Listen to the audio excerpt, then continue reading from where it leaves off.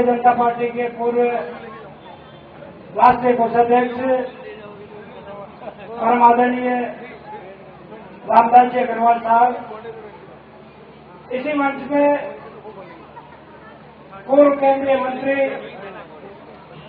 एवं लोकप्रिय सांसद सामान्य कैलाश जी मेघवाल जी, पूर्व वित्त राज्य मंत्री भाई वीरेंद्र मीणा जी, जाजपुर के सम्मानीय विधायक सम्मानीय शिवजी राम जी, हमारे बीच में लोकसभा में जिनकी एक अपनी अलग गूंज है, सम्मानीय सांसद मानवेंद्र सिंह जी, अभी भी हमारे बीच में लाडपुरा के सम्मानीय विधायक भवानी सिंह जी, जिलाध्यक्ष भाई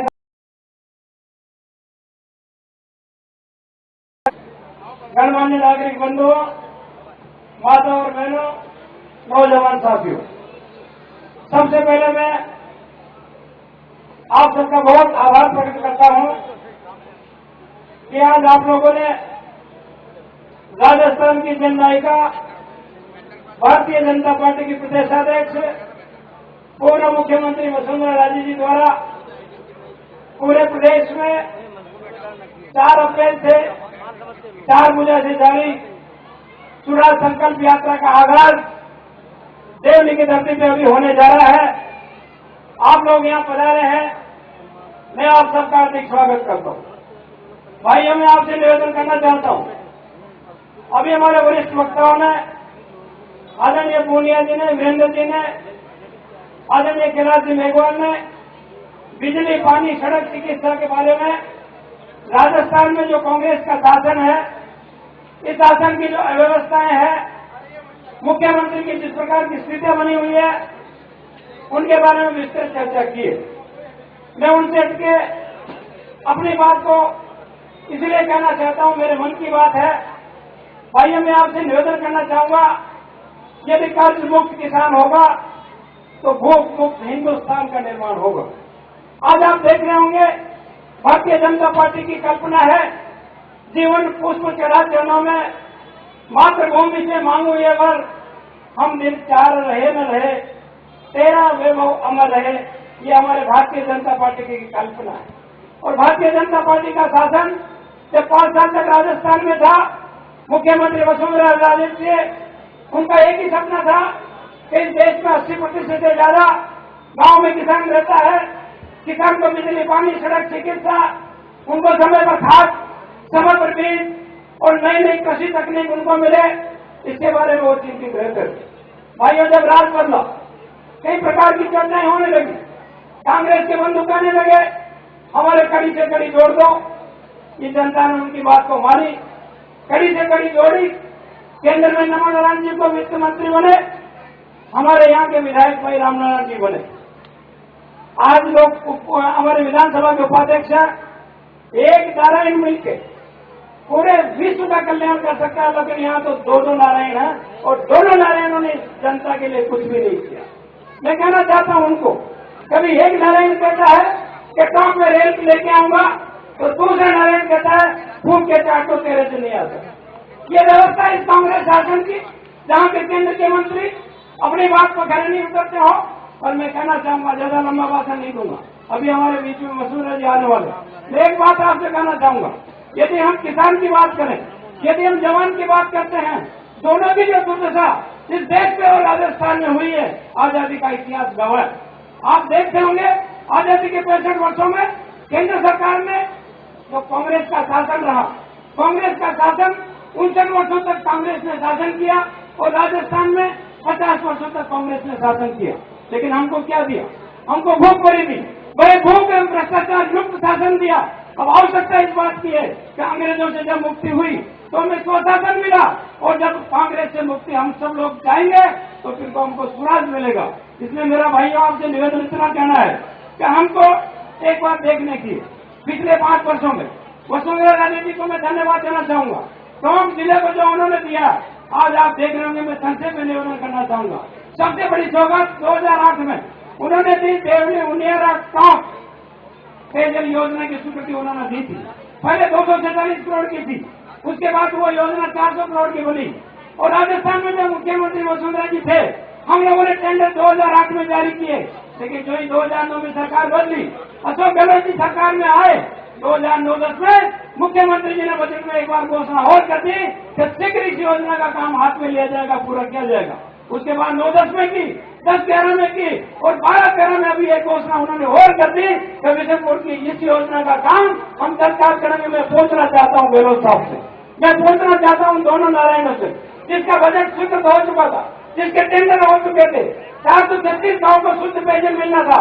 आप आश्चर्य करेंगे, इस देश में 28,000 से ज्यादा फ्लोराइड युक्त जो पानी लोग पी रहे हैं, आज समय से पहले, उम्र से पहले लोग मर रहे हैं, उनका शरीर कुबड़ा होता जा रहा है, लेकिन राजस्थान को इसकी चिंता नहीं है, इस सरकार को इसकी चिंता नहीं है। भारत के संविधान का 21 ये बोलता है कि शुद्ध पानी और शुद्ध हवा प्रत्येक नागरिक का अधिकार है और सरकार का दायित्व बनता है कि उसको उपलब्ध कराए। लेकिन दुर्भाग्य है इस राजस्थान का, हमारे टोंक जिले का और देवली तहसील का, आज भी वो विजयपुर योजना का काम तो इन्होंने शुरू किया और काम इसलिए शुरू किया इन्होंने, ये योजना सरकार की उदासीनता के कारण से जो 400 करोड़ की थी वो 540 करोड़ की हो गई। यदि समय पे ये काम कराते तो आज इस योजना का लाभ हमारे क्षेत्र को मिलता। दूसरी सबसे बड़ी घोषणा इन्होंने की, उनियारे में कृषि कॉलेज हम लोगों ने खोला था, 2007 में उसकी वित्तीय स्वीकृति जारी कर दी। आप आश्चर्य करेंगे, उस उनियारा कॉलेज को 4-4.5 साल के बाद भी आज दिन तक उन किसान के बच्चों को कृषि की पढ़ाई के चालू नहीं हो पाई, आज भी उसको वो नहीं पढ़ पा रहे, क्योंकि एक भी विद्यार्थी का वहां पर अब तक प्रवेश नहीं हुआ।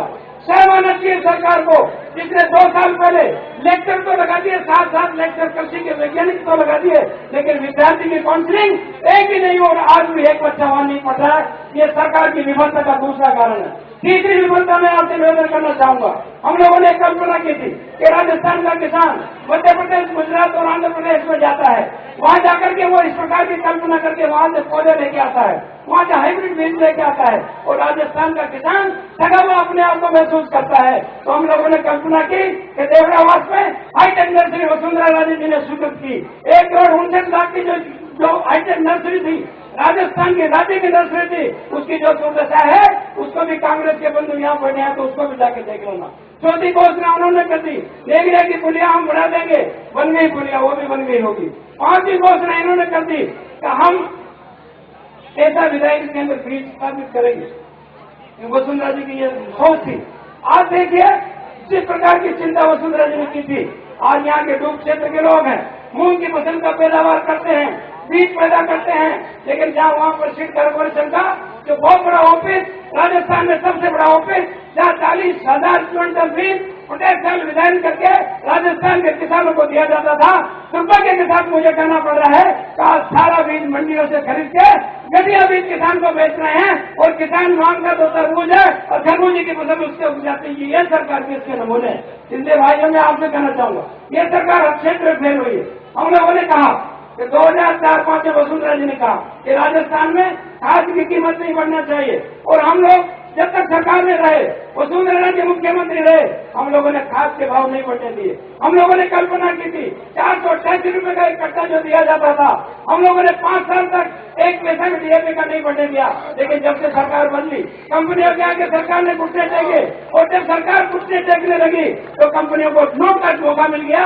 आज वही खाद का कट्टा जो 488 रुपए में हमारे सरकार के वक्त में मिलता था, आज वो कट्टा 1265 रुपए। और भाइयों थोड़े दिन देखना, 3-4 महीने में 1500 रुपए का डीएपी का कट्टा आपको मिलने वाला होगा। इसलिए सरकार में किसी प्रकार का नियंत्रण नहीं है। मैं तो आपसे निवेदन इतना करना चाहूंगा, हम लोगों ने सोचा था कि जहाँ उत्पादन होगा वही विपणन होगा और किसान की फसल का उसको वहीं पर मूल्य हम लोग दिलाएंगे। आप आश्चर्य करेंगे, मध्य प्रदेश वो सरकार है जिसने घोषणा की थी कि हमारे मध्य प्रदेश में जितना भी अन्न पैदा होगा एक एक दाने को हम लोग खरीदेंगे, सरकार खरीदेगी। लेकिन दुर्भाग्य राजस्थान का 85 लाख मेट्रिक टन गत वर्ष यहाँ गेहूं पैदा हुआ, लेकिन 18 लाख मेट्रिक टन ही उन्होंने खरीदा।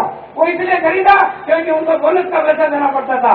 तो ये दिवाली सरकार एक तरफ कहती है हमारे पास पैसे बहुत है और दूसरी तरफ हम देखते हैं तो वो कहते हैं कि हमारे बोनस में यानी किसानों का माल, किसानों का अनाज मंडियों में चढ़ता रहा। इसलिए सरकार की जितनी भी निंदा की जाए उतनी बहुत कम है। अंत में मैं आपसे एक आग्रह करना चाहूंगा, भाइयों ये राजस्थान में सरकार का इकबाल होता है सरकार का विश्वास होता है। सरकार का विकास और विश्वास यदि दोनों चीजें होती है तो सरकार का इकबाल होता है, आम जनता उसका विश्वास करती है। लेकिन विकास की स्थिति आपको मैंने बताई है, और जहाँ विश्वास की बात है सरकार पे विश्वास नहीं किया जा सकता, क्योंकि थानों में थाने के स्टाफ की बच्चों के साथ बलात्कार थाने के लोग करते हैं। इससे बड़ी दुर्भाग्यपूर्ण बात नहीं हो सकती। इसलिए मेरा आपसे निवेदन है, अब यदि हम आंकड़ों को देखते हैं, किसान भाइयों की बात करते हैं, मैं निवेदन करना चाहूंगा पत्रकार भाइयों से भी, 2003 से 2012 तक के आंकड़े को हम देखते हैं। जय जवान जय किसान का नारा लाल बहादुर शास्त्री ने तो दिया, लेकिन इस राजस्थान और केंद्र की सरकार ने जिन सैनिकों के सर काट कर ले गए, आज दिन तक ये केंद्र सरकार, ये नपुंसक सरकार आज दिन तक उनके सर वापिस नहीं लेकर आ गई। इसलिए 2003 से मैं आंकड़े बताता हूँ, आंकड़े सैद्धांतिक आंकड़े हैं। 2003 से 2012 के लगातार आंकड़े देखते हैं, 100 किसान 100 सैनिक प्रत्येक वर्ष आत्महत्या करते हैं। यदि किसानों की हम बात करते हैं तो आप देखेंगे 1995 से लेकर 2012 तक इस देश में 2,90,000 किसानों ने कर्ज से तंगी आकर सूखे के कारण से आत्महत्या करने को मजबूर होना पड़ रहा है। यानी 17,000 किसान प्रत्येक साल सुसाइड करने को मजबूर होना पड़ रहा है। इसलिए सरकार नहीं, यहाँ पर कोई सुरक्षित नहीं है। आगे मैं संक्षेप में कह सकता हूँ कि मंदिर में भगवान सुरक्षित नहीं है, सड़कों पे वाहन सुरक्षित नहीं है, गांव में मकान सुरक्षित नहीं है, और शहरों में दुकान सुरक्षित नहीं है। और यहाँ तक कि मुख्यमंत्री जी से कहना चाहूंगा, गहलोत साहब, राजस्थान में इकबाल रखो। राजस्थान के हाई कोर्ट ने, राजस्थान के सुप्रीम कोर्ट ने आपको नकारा घोषित कर दिया। राज्य में रहने का आपको कोई अधिकार नहीं है। अब भारतीय जनता पार्टी की बारी है, और मैं आपसे कहना चाहूंगा, ऐसी सरकार के बारे में यहाँ का गृह मंत्री ये कह देता हो कि जनता को पीट के आओ, पीट कर मत आओ। जहाँ ये कह दिया जाता हो मुख्यमंत्री ने कि ये जेडीए के सारे थाने हैं, ये भूमि माफिया के अड्डे हैं, शर्म आना चाहिए मुख्यमंत्री को। अच्छा होता तो वो ये कहते निजी अस्पताल लेते हैं जहाँ पर मरे हुए के भी वेंटिलेटर चढ़ाकर ये लोग पैसा वसूल कर रहे हैं, और मुख्यमंत्री उनको देखता रहता है। उनको चिंता होनी चाहिए थी, ये भौरी का भवन भी नहीं होता यदि मुख्यमंत्री के सारे ध्यान में थी ये बात। लेकिन मुख्यमंत्री जी ने समय रहते कदम नहीं उठाया, और इसका परिणाम आज ये हुआ कि राजस्थान की महिलाओं को इस देश में अपमान होने का अवसर ये मिला है।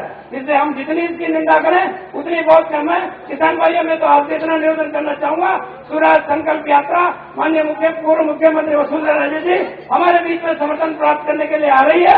आप सबसे मेरा विनम्र निवेदन होगा कि हम इस स्वराज संकल्प यात्रा को वही भूख और भ्रष्टाचार युक्त सरकार को वही भूख और भ्रष्टाचार मुक्त सरकार का दावा करने की बात आज हम लोग करने वाले हैं। इसलिए मेरे भाइयों, आपने मेरी बात को सुना, सबको मेरी ओर से बहुत बहुत धन्यवाद।